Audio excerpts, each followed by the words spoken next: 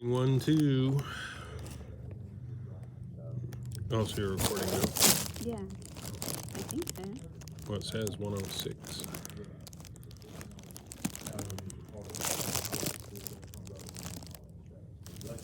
So switch on this. There should be a blue.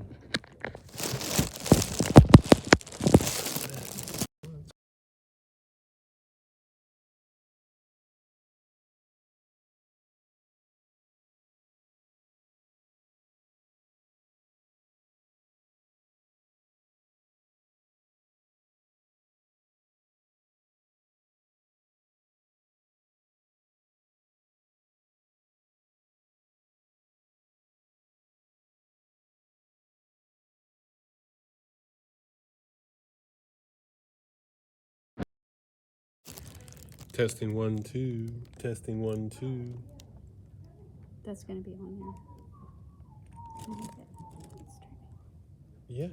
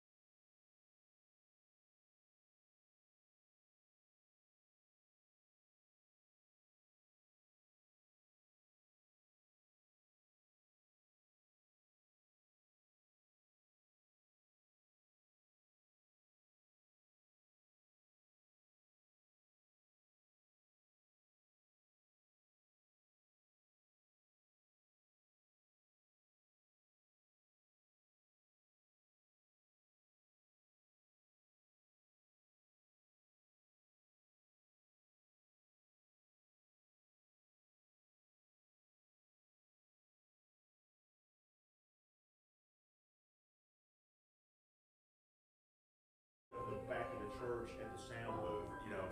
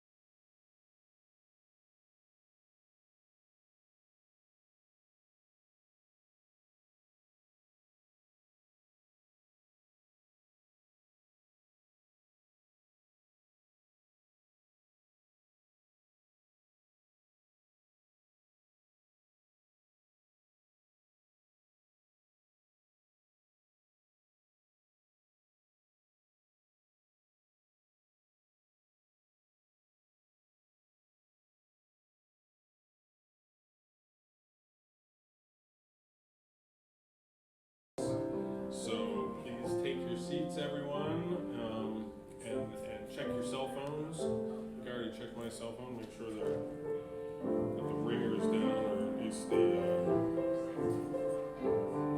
volume down. We're going to start in just a minute.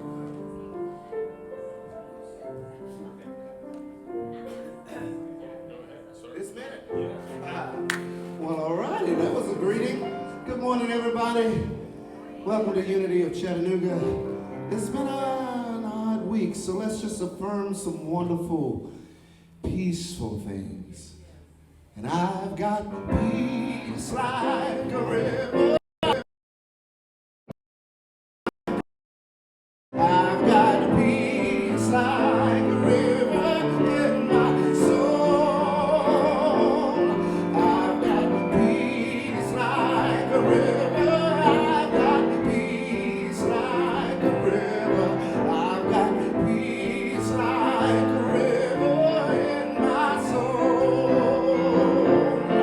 I've got joy like a fountain. I've got joy like a fountain. I've got joy like a fountain in my soul. I've got joy like a fountain. I've got joy like a fountain. I've got joy like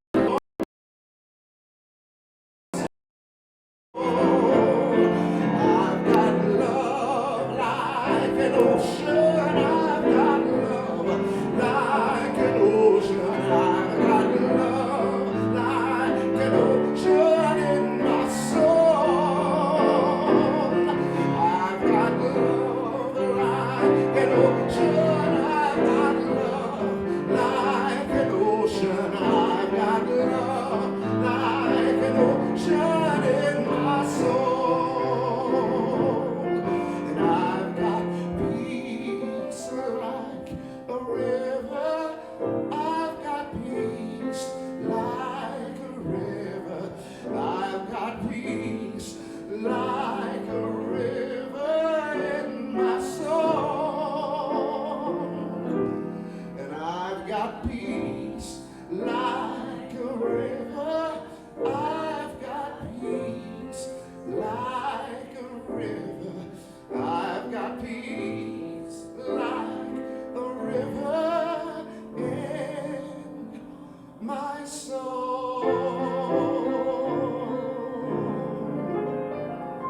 How's that feel?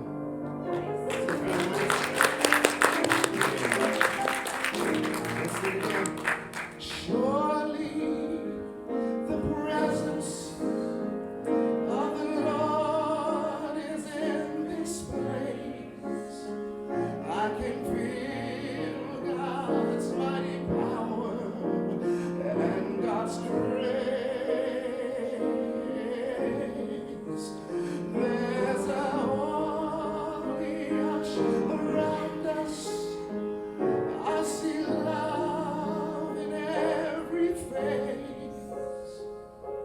Surely the presence of the Lord is in this place.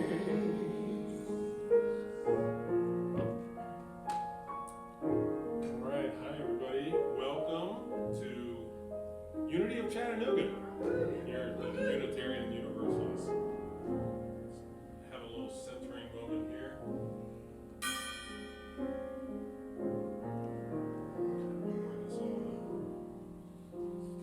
Centering. May we be joined together. Well, let's get our energy going. Let's get our energy going. We got a good day here. But there's some mixed energy in here. Some mixed. It's a Saturday. It's a Saturday. Hello, we're at church on a Saturday. It's excellent. It's wonderful. Let's get that energy going. May we be joined together in the common goal of service to ourselves and to our community. As we seek to define our lives for the futures we desire, we have faith that our highest and best good is available to us. Our good radiates outwards to everyone we meet, interact, and connect with. We look forward to the ways that you will surprise us and amaze us today, Spirit. Guide us to carry your love and wisdom with us fan its flames, and inspire our best contributions. Remind us to be present, grateful, and charitable as our plans unfold and we accomplish our goals and embody our purpose in exciting, maybe even at times unpredictable ways. This is the day, the week, the life we've made for ourselves, so let us rejoice and be glad in it. With faith, we embrace what today has brought us and what tomorrow needs will be. When we awaken to our potential, we know that we can be assured that potential is with great purpose. Show us how to author our lives so that we can all be vessels of love and truth and abundance. Let us see each other and ourselves through the lens of purposeful perspective so that we can all go out and embrace life with joy, abundance, health, and happiness. And so it is.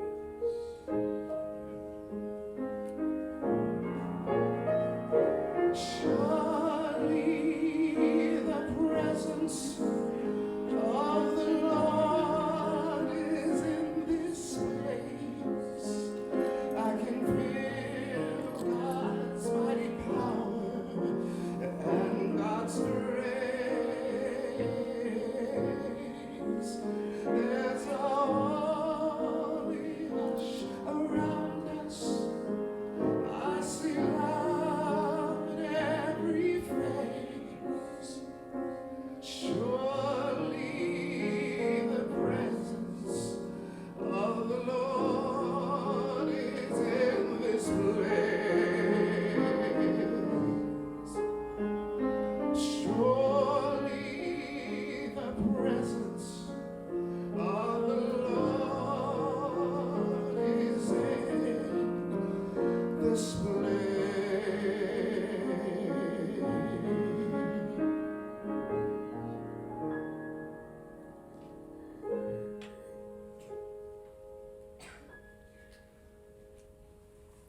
Good morning. Good morning.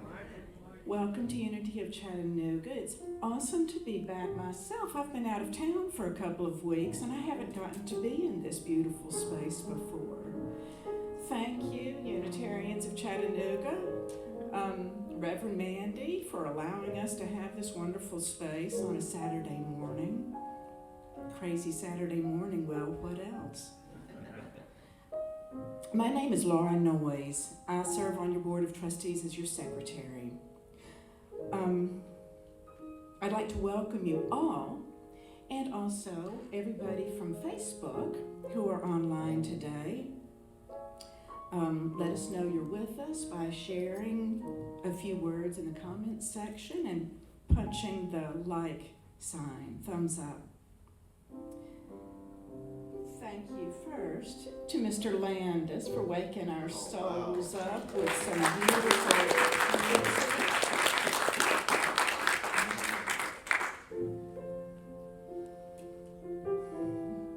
We also appreciate all the people who helped to put this service together, like Terry and Steve Hastings and our AV team, Miss Laura Miller today. And we've got something real special today. Eric Miller will be presenting part 2 of his whole body, whole mind connection. Lovely. On a personal note, I'd like to say a few things about how I came to Unity of Chattanooga. It was quite a circuitous route. I've been a spiritual seeker most of my entire life. I was nurtured at St. Luke's United Methodist Church right here in Chattanooga, and I got a deep prayer life from that, very familial and homey. Jesus was my brother and God was my father. And as a young adult, I studied world religions in college, and I finally found Roman Catholicism as my next step in deepening my faith and my spiritual journey. And I stayed there for about 25 years and loved it.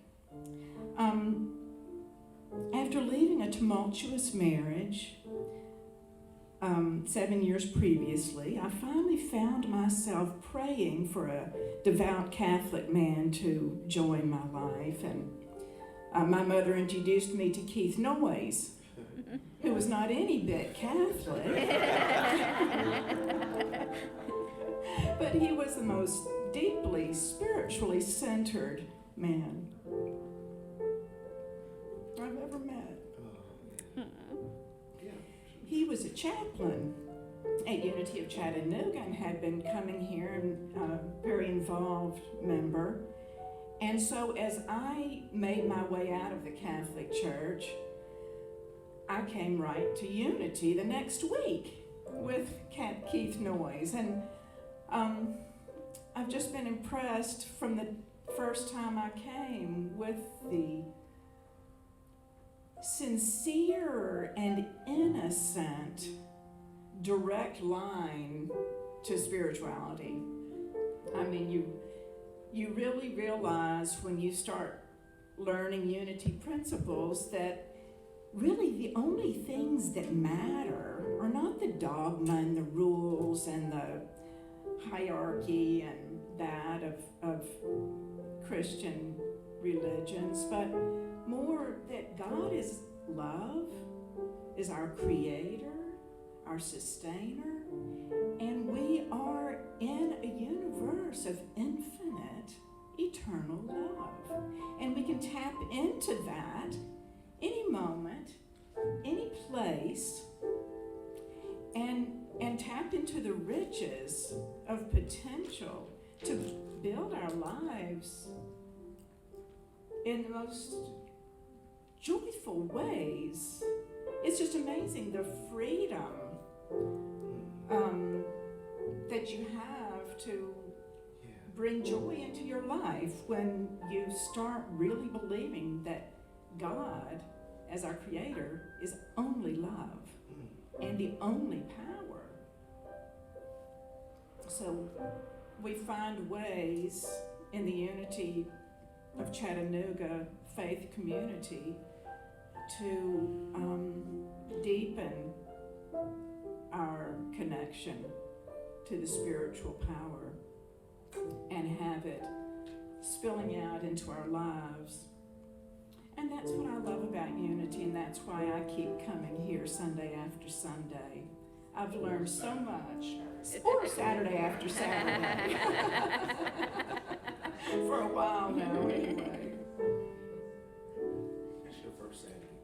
Yeah. It's your first Saturday. It's her first Saturday. It is my first Saturday. I'm still not used to it. Anyway, my dears, it is time to get back to my script here.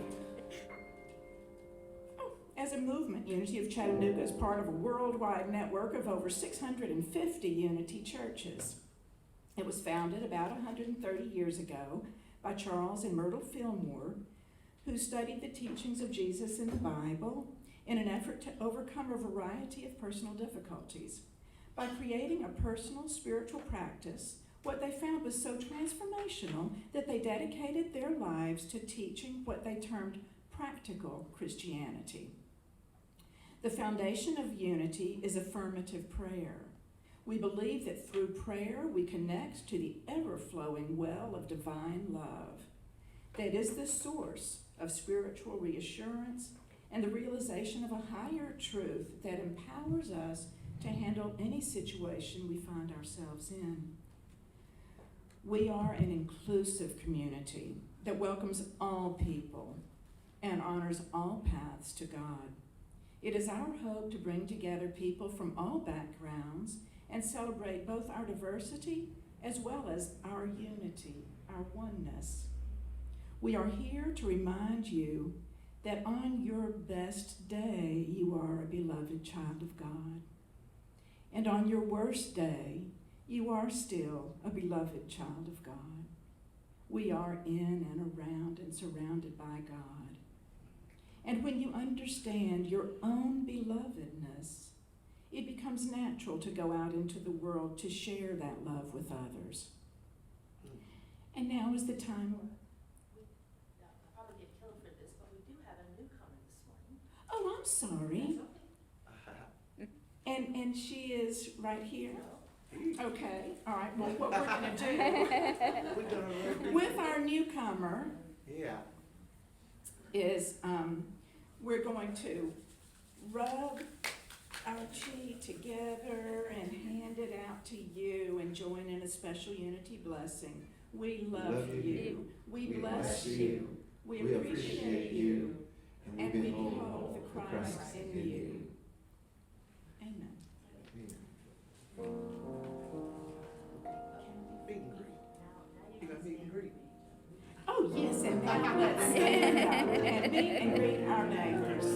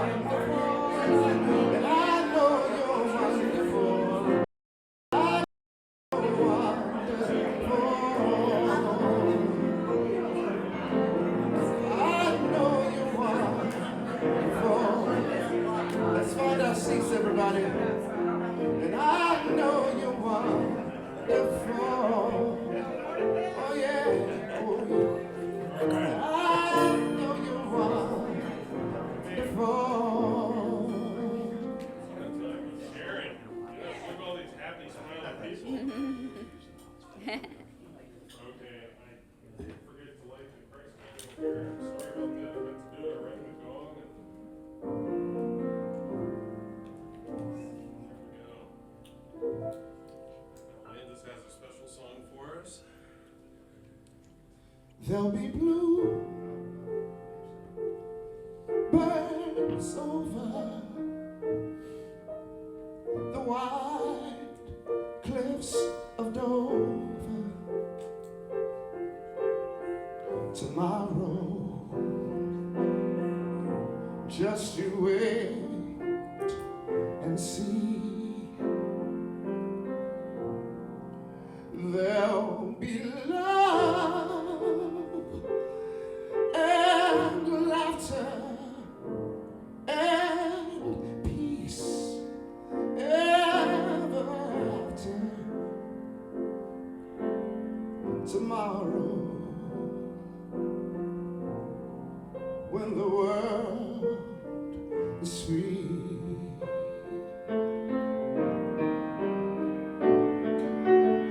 The shepherd will tend his sheep, and I know the valley's gonna bloom again, and Jimmy will go to sleep in his own little room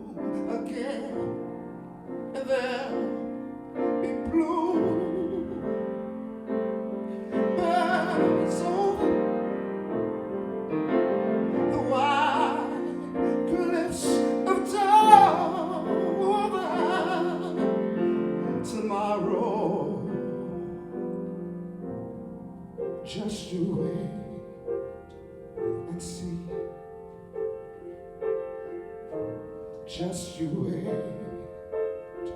and see. When the world is free, just you wait and see. When the world is free, when the world is free, come on and see. Oh, when the world is free,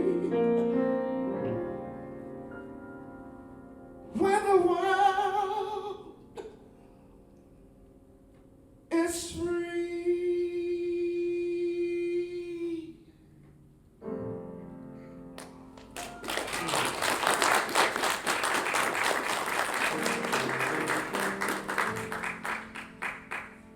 When our world is free. I want to be around for that day. It's coming. All right, somebody gave me all these papers. I forget who. All right. Hi, I'm Eric Miller. I serve on your board of trustees. I am giving a talk today. Part two of what I talked about a couple weeks ago, our whole body, whole mind connection, and the importance of that and cultivating it. And I think most of you were here, so you heard my story about how I was saying when I went through my health challenge this past year, how I dealt with that. And I dealt with that in a very hands-on manner. I didn't just turn over and surrender to my doctors, because what they prescribed me almost killed me. And basically I figured, I mean, I don't want to go over all that again, because there's got a lot of science to, it's going to be a chem lab today in here a little bit. I figured I'm going to have a new thought about cancer, and I did. And one of the ways I did that was by research and by just practicality.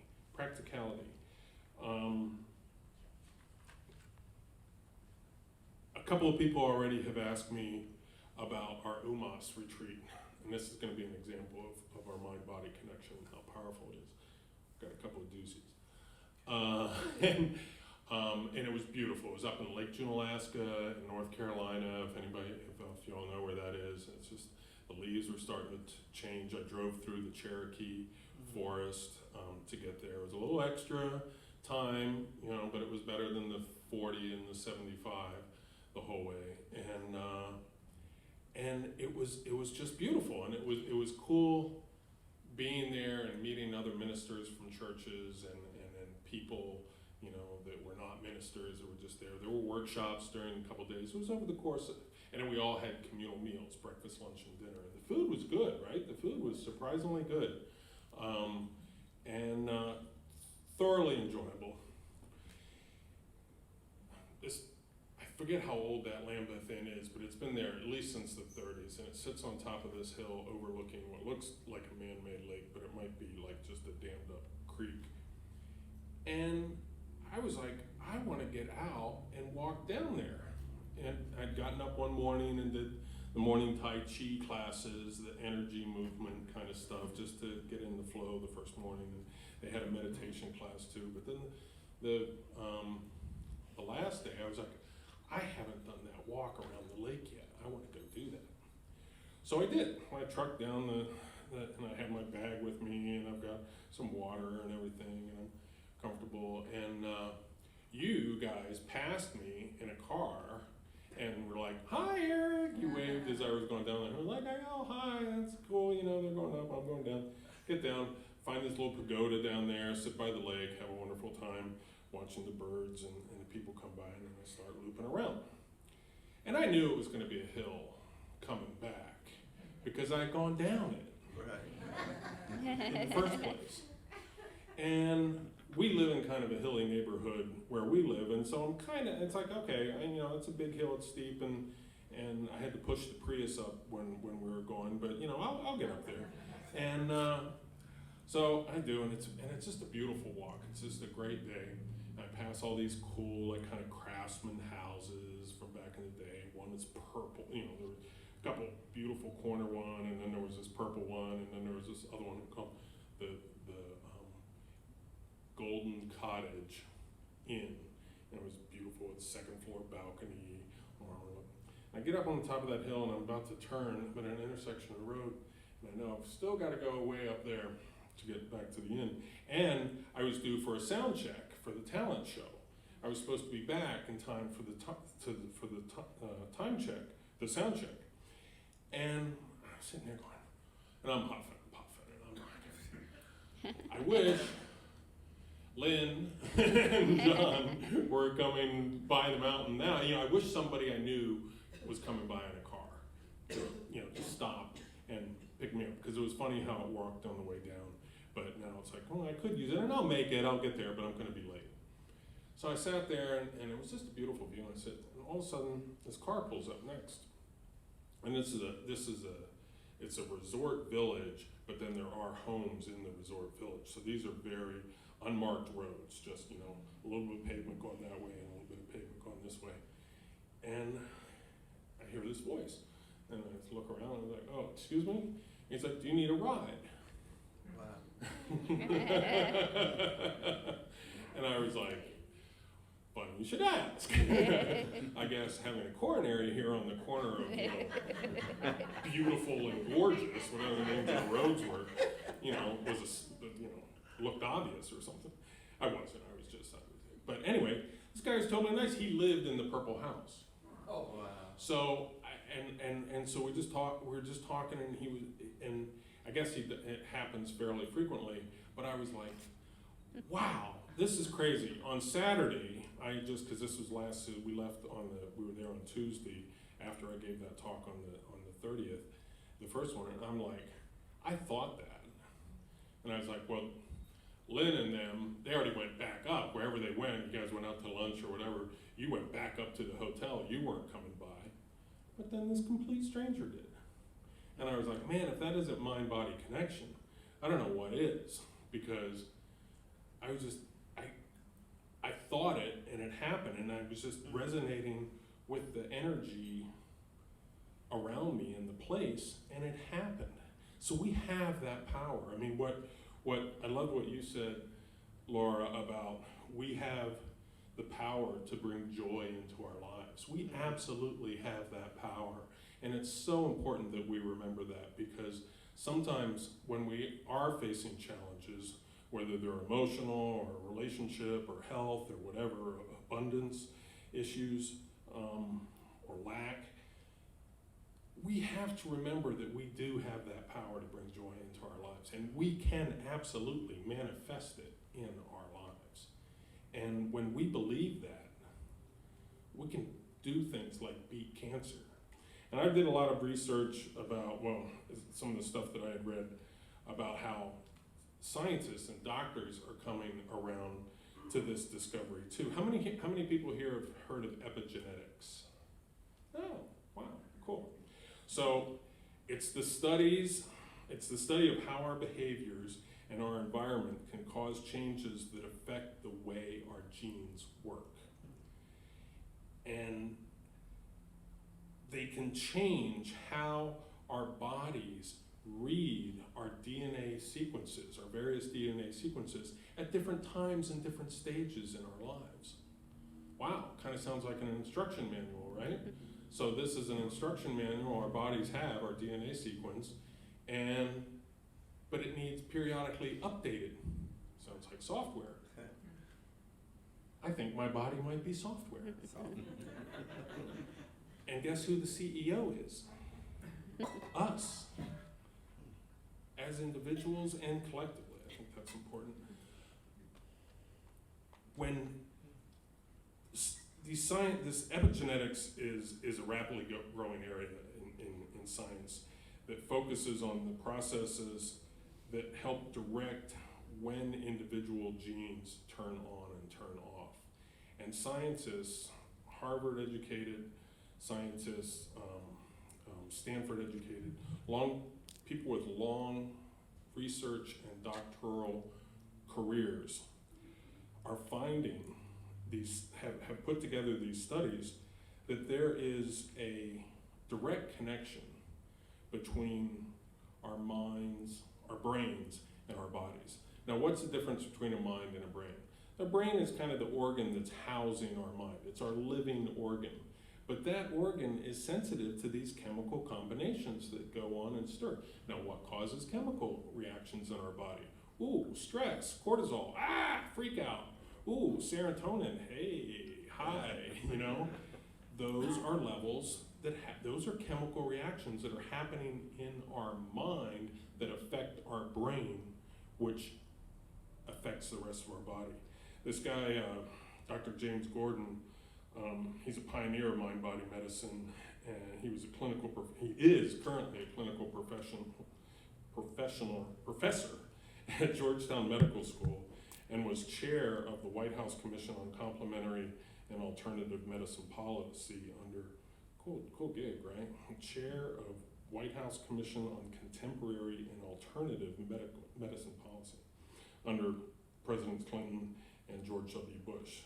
And he founded this thing called the Center for Mind-Body Medicine, which has a global faculty of over 150 doctors and educators who have trained over 7,000 clinicians and educators and community leaders in this idea of the connection between what's going on in our mind, which is affecting the chemical reactions in our brain, that's affecting the rest of our body. And he put it this way, this is the science part. The brain and peripheral nervous system, the endocrine and immune systems, and indeed all the organs of our body and all the emotional responses we have in our body share a common chemical language that is constantly communicating with each other.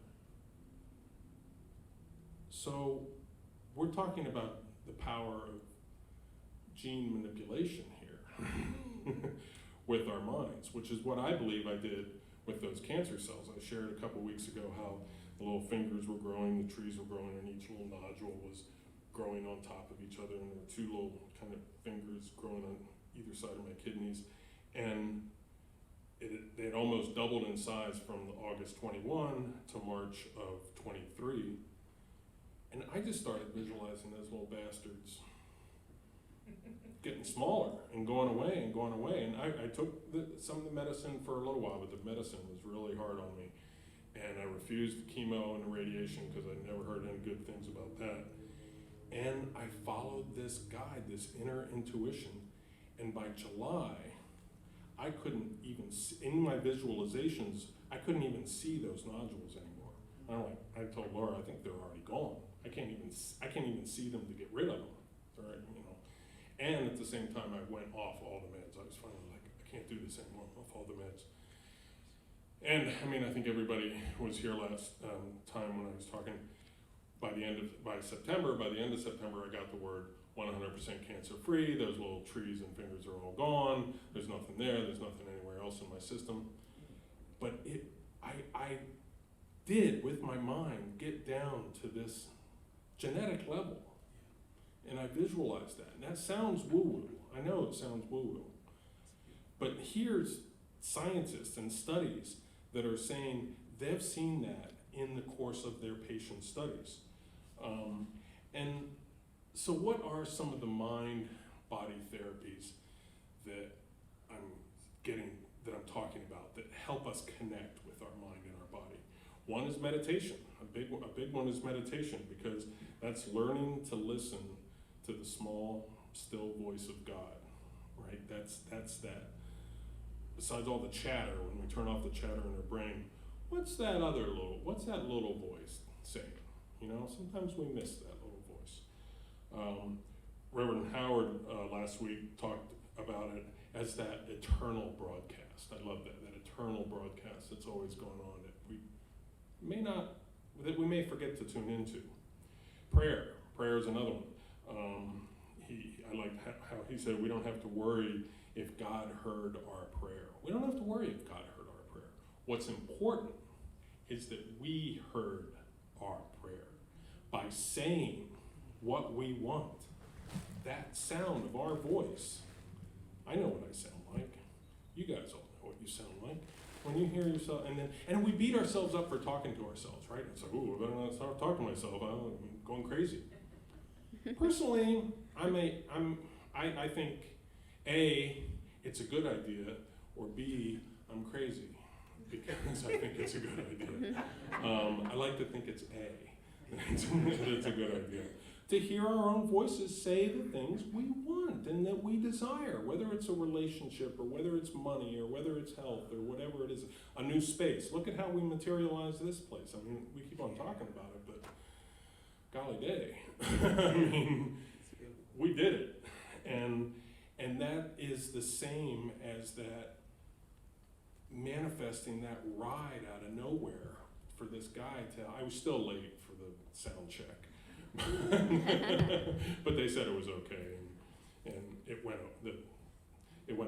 my talent show went over okay. it was fun.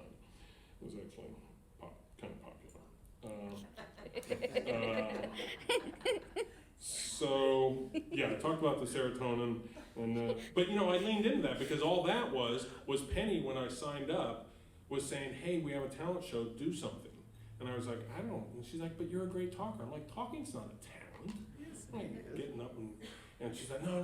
So she made me write down my name. And 4 days later, it was time to get up. And I was like, I still got nothing. At breakfast, I was like, I got nothing.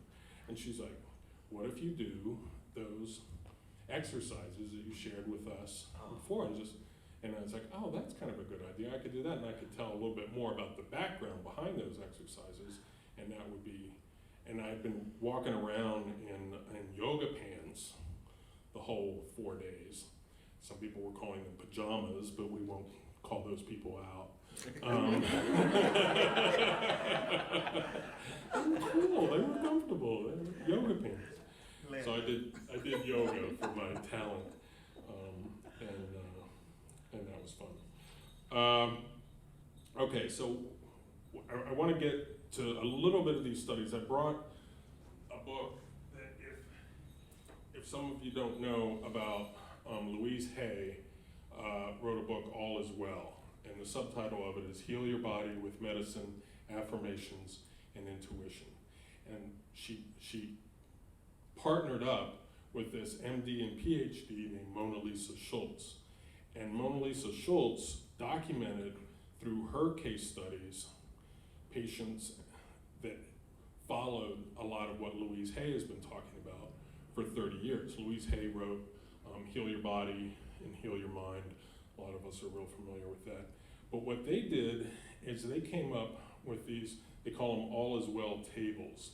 And they're lists of various diseases and stuff and things that happen to us, and then associate it with the thought that's behind that, and then a mantra, a new thought pattern to contradict that.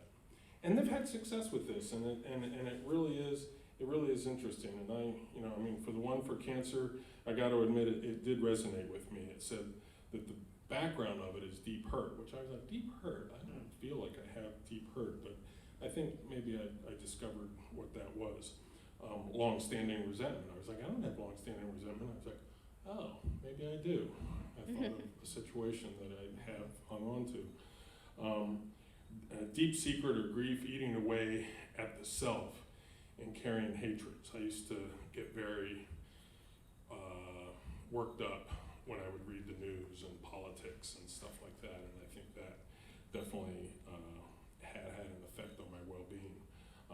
Also stress, though. She doesn't talk about stress. I mean, as a caregiver for my mother when she was going through her dementia and Alzheimer's, which was actually a 17-year spiral, that stress built up in me. And what I found out later was that 60% of all caregivers end up developing a serious health concern of their own.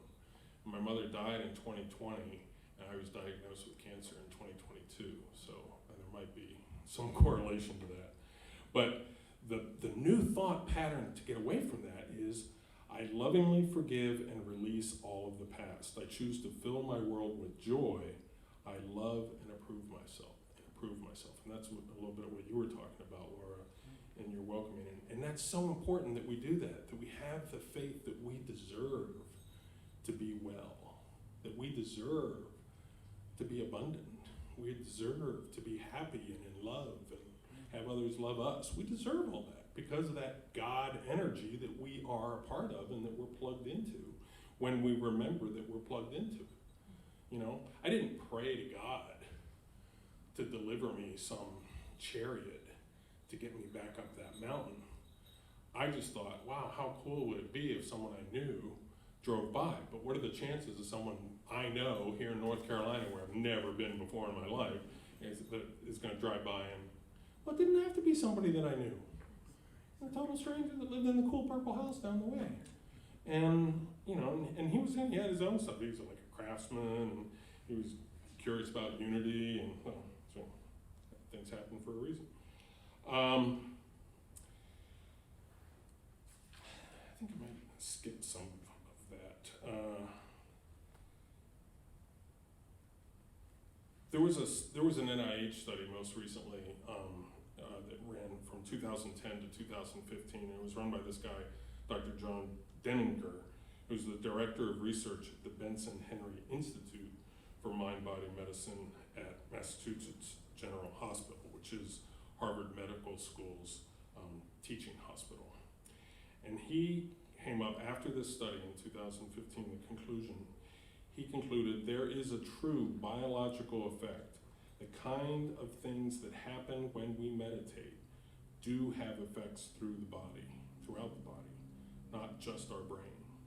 We have that power to send direct energy, to collect energy, and send it to the places in our body that we need to, or into the outer world.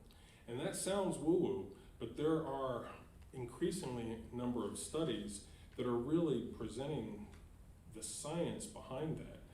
And for anyone who is a medical historian, this all changed like in the 17th century. Man for a long time has known there's a direct correlation between what I'm thinking and how I'm feeling.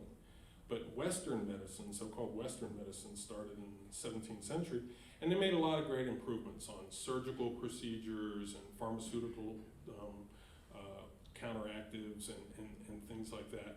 But they separated the mind from the body. They started looking at the body as we can exchange parts, we can cut it open, we can tinker with things, we can replace things, and they just totally left out the importance of the mind.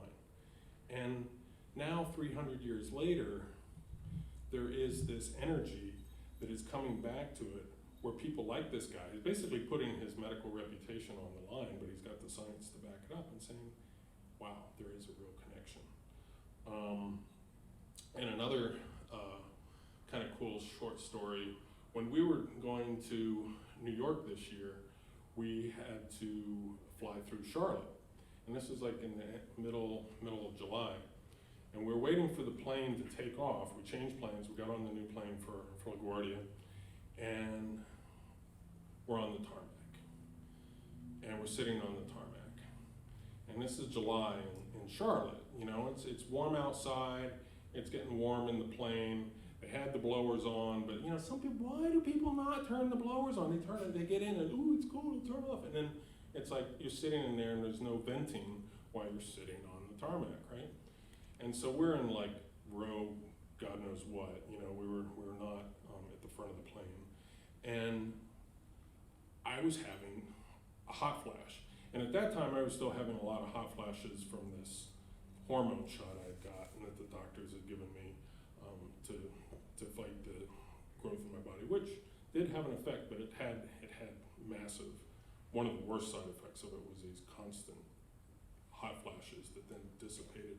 And still that was March, so 4 months later I was still having a hot flash, and I'm starting to have one. So I'm in a hot environment, in a car, in a plane, surrounded by 250 of my new, closest, best, really bunched together friends. And I was like, there's no way out of this. And so I just said, I'm just gonna blend. We're sitting in front of the wing, so the engine, The engine was here, and it's, you know, because they're waiting on the tarmac for the tower to say go. And to just get out on the runway. And we hadn't even started taxiing yet. I was like, I'm just gonna become the heat around me. I'm gonna sit here, I'm gonna close my eyes, there's nothing I can do, I'm strapped in, right? I wanna get to where I wanna get to. And I'm just gonna become Laura's warmth. I expanded out the warmth of the cabin where we're in, and then finally out into the air. Ooh, that is warm out there on that tarmac with the concrete. And then I hit the engines, the turbo generating fast jet fuel engines. And I was like, ooh, I feel cool compared to that. That's hot, I can feel that. I'm feeling cool now, I feel. And so it cooled me down. And I did that with my mind. And it literally, I stopped sweating. I mean, I had sweat rolling down so it wasn't just my brain, you know, I wasn't high, I wasn't drunk, I wasn't, you know, that happened on a physical level. And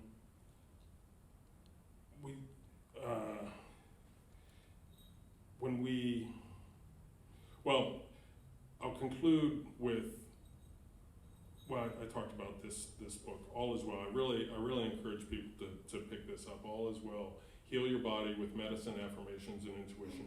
It's dense. There's not a lot of, but it's interesting what she says. So I want to just hammer in this idea that these ideas have been around for a long time, and it's not just something new or someone, you know, what the heck is he talking about? These truths are even in the Bible. They are. Isaiah says in Isaiah 55:11, so shall my word be that when it goeth forth out of my mouth, it shall not return to me void, but it shall accomplish that which I please, and it shall prosper in the thing whereto I sent it. I mean, that's basically our thoughts lead to our words lead to our actions, and our act, right? I mean, it's just a 3,000-year-old way of saying that. There's another one, for the mouth speaks what the heart is full of. That's in Matthew and it's in Luke. It was so succinct and to the point. It's in the Bible twice. And that kind of, that heartfelt truth is what I used to get me through the cancer scare, because I insulated myself from negative people and people that felt sorry for me or were worried about me, because that was negative energy. I needed to stay positive. I needed to be in a place where I was like, I'm getting well, I'm getting better. This stuff is temporary, you know, I'm not accepting this. And the way I did that was my voice spoke from my heart. Exactly what Matthew and Luke were saying. And in the 19th century, continuous improvement is better than delayed perfection, Mark Twain. And the only person you are destined to become is the person you decide to be. That was Ralph Waldo Emerson. He's one of the transcendentalists that basically kick-started the whole New Thought movement. I love, getting into the 20th century, Florence Scovel Shinn. A lot of us know her, right? She wrote The Game of Life and How to Play It. She said, your word is your wand. That's pretty cool. If we think that our word is our magic wand. How empowering is that? You know, Reverend Reginald last week was talking about our empowerment zone. I mean, that's it, right? When we are connected to that God and that energy and that wants to give us what we want, because it's just it's a love, it's an exchange. Our word is our wand. What's that? Can I say something? Sure. I don't believe in chances or chance meetings, and I also believe in confirmation. It's very strange that you're talking about cancer. In 2017, I was diagnosed with stage 4 cancer. They gave me 6 months to live, and I didn't agree with it. I didn't feel like it was a death sentence. I didn't believe that my God was a God of sickness, death, and dying. That this was something, that I brought on myself, and if I brought it on myself, I could easily cure it. exactly. I had 100 rounds of chemo, I had 5 surgeries, and I've been cancer-free for over a year now. Fantastic. So another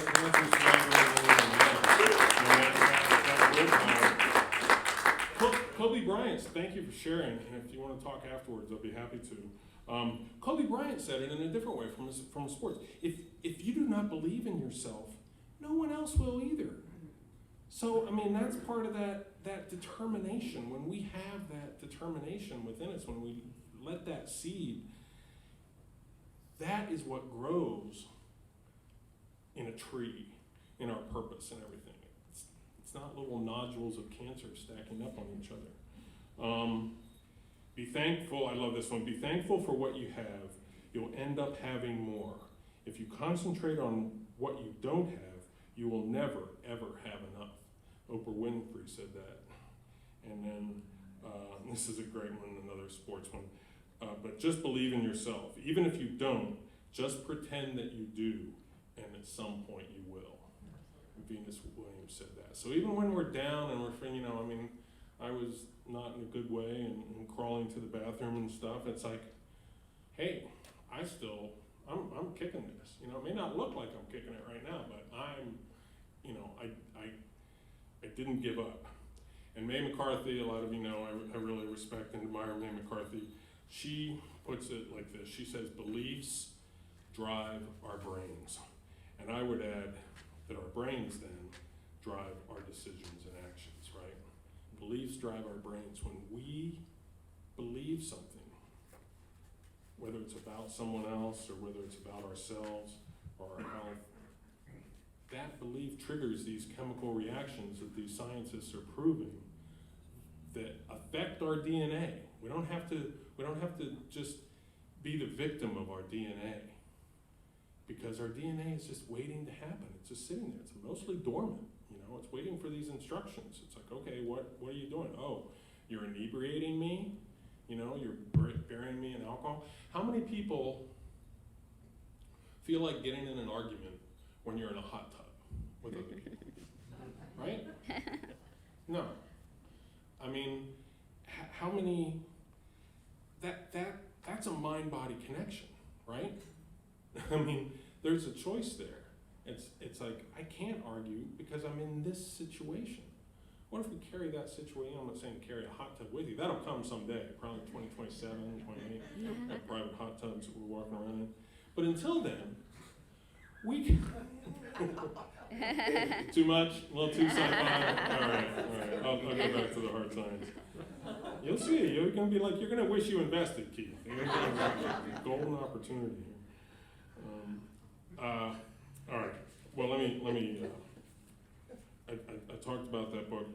I just want to reiterate that I have been talking a lot about using our mind-body connection for healing, but I can witness, and I'm allowed to witness in church, right, in the South, that it does apply to other areas of our life, our relationships, our wealth, the love in our life, the community, the buildings in our life. We visualized our house. I visualized my Forerunner before it happened. We have that power. So guess what? It's time for you to realize and believe and feel what I've been talking about. That's right. It's Kundalini Yoga time. Let's get up on our feet. Come on. All right. Now spread out a little bit. We did this a couple weeks ago. And we're just going to march in place gently. March in place gently. And just say, I am awake and ready. I'm awake and ready. I'm awake and ready. I'm awake and ready. And now we're going to just wake up our body. We're going to gently tap and knock all parts of our body and say, awake my body, rejoice. Awake my body, rejoice. Awake my body, rejoice. Awake my body, rejoice. Make sure you hit those sore spots. Awake my body, rejoice. Awake my body, rejoice. And now just don't give yourselves a headache. Gently tap on wrap on your skull. Be glad, my brain, be happy. Be glad, my brain, be happy. Be glad, my brain, be happy. Be glad, my brain, be happy. Be glad, my brain, be glad, my brain be happy. And now we do that thing, and I think this is really cool. I love this. This is a favorite part of my day. Is I'm gonna just gently massage your scalp and massage in like 3 or 4 keywords that you want your day to be about. You know, it can be anything. It can be joy, it can be love, it can be focus, it can be inspiration. Shout them out if you feel like it. Fun. Peace. It's really powerful, and when we do that, we're setting the tone for our day. So I just want to leave you with, you are in charge. Oh, wait a minute, I forgot the best part, didn't I? That's why you're all standing. 'Cause this is the real mantra, and this is really what I've been doing since March. I am young. I am young. I am strong. I am strong. I am healthy. I am healthy. My body knows it. My body My body knows it. My body shows it. I am young. Young. young. I am strong. I am healthy. My My body knows it. My body shows it. One more time. I am young. I am strong. I am healthy. My body knows it. My body shows it. You are in charge. You are in charge. So I want you to use these holistic mind-body approaches to improve your own well-being. Just try it out a little bit. You know, if you always tie your right shoe first in the morning, try tying your left shoe. Reset those neural networks a little bit. Those asanas are a wonderful thing to do in the morning. They set the tone for your day. And you'll discover better health, more contentment, a clearer sense of purpose, and a deeper connection, not only with yourself, but with others and the community you choose to be a part of. So, thank you very much. Go out and empower yourselves.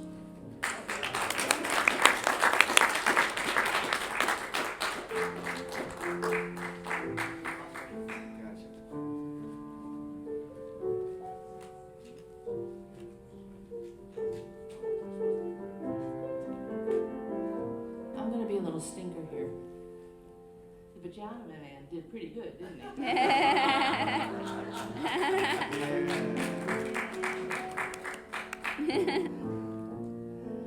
So now is the time in our service where you get to practice generosity. You know, I was thinking about it, and generosity is kind of like forgiveness. It is something that you do that does benefit others, but really it's done for you. And when you share what you have, the universe sees that void and fills it right back up. And if you happen to think, oh, I don't have that much, the universe says, consider it done, and you close the door to abundance. So now is your opportunity to practice which way you'd like to feel. And I'm going to do a different affirmation this morning, one I learned from Unity of Bellevue up in Washington State.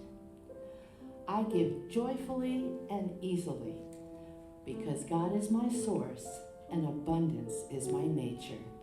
I invite you to say that with me. I give joyfully and easily, for God is my source and abundance is my nature. Would the ushers step forward, please? Thank you, God. Thank you, God. Thank you, God. I just want to thank you, God.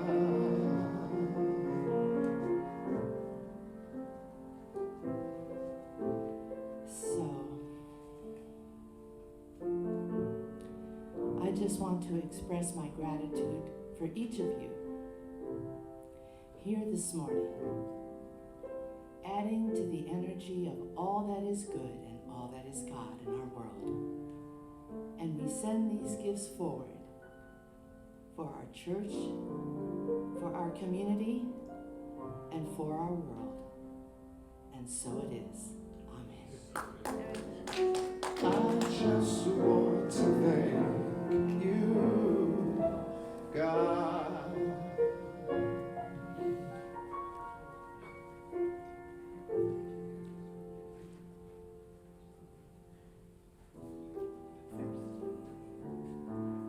Well, thank you, Eric, for empowering us. Is that better?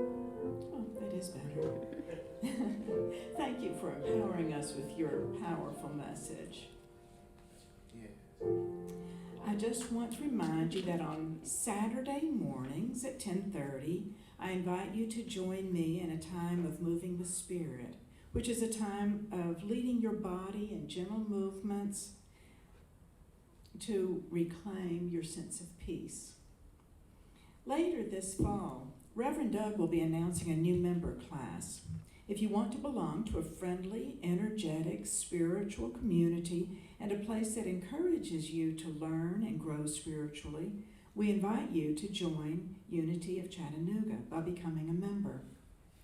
You can also sign up for this class if you just want to learn more about the Unity movement. There's a sign-up sheet on the center table in the back. We have a very important announcement this morning. We found out that before coming here, the Unitarian Church planned to have a garage sale on next Saturday. So this facility is not available to us this coming Saturday. So next week, for one time only, on October 22nd, a Sunday, we're going to be back at the Red Bank Community Center. So if you weren't confused already, let us confuse you further. But next weekend, we won't be here on Saturday.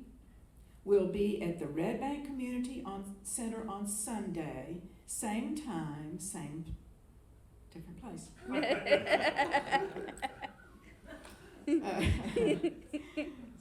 Also next Sunday will be Potluck Sunday.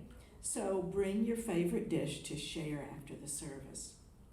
We have a short in-person announcement from Eric this morning, and after that we will stand and close our service by singing the peace song. Okay. It's a lot of meat today, huh? Yeah, well, also next Sunday is our fall foliage cruise.